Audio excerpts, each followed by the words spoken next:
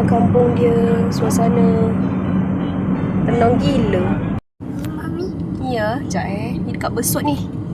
Kita dekat Besut Terengganu. Tengok, look at the view of the kampung. Banyak pokoknya. Kampung area Besut dekat dengan jeti perhentian. Ya Allah, Allah rezekikan. Jumpa tempat ni. Masjid ni lawa gila. Macam dekat Moskow.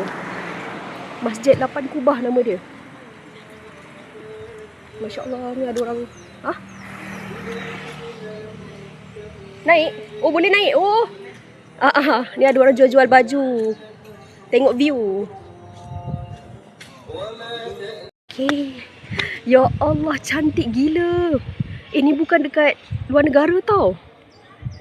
Besut Terengganu, dekat dengan Kampung Syawal. Tuju ke timur, kemudian belok kanan. Masjid 8 Kubah nama dia. Sebelah tu sawah padi. Sawah padi. Ni ada pondok konsep Terengganu. Ya Allah, cantiknya. Ya Allah, rumah awak. Rumahmu ya Allah, cantiknya. Ya Allah, Masya Allah. Si ada beranda ni ha. Kita boleh naik atas, tengok view.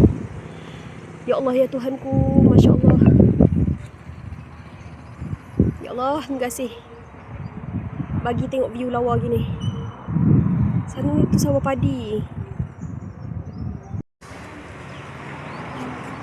This is Malaysia, guys. Kalau ke jeti perhentian, ke Besut, singgahlah masjid ni. Dekat je. Saya ingatkan jauh. So, on the way ke rumah kawan, nampak masjid dekat tepi jalan. Ya Allah, sangat. Tak tahu nak royak ke apa dah. Lawa, Masya Allah. Tak sempat nak solat lah sini. InsyaAllah tengoklah balik daripada rumah Syawal ke. Sembayang jamak Zuhur dengan Asar kat sini. Tu, sawah padi. Sawah padi, ya Allah. Masjid. Sawah padi.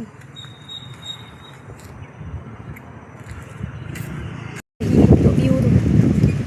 Okay. Wah, view kampung. Kanan sawah sawah padi lagi.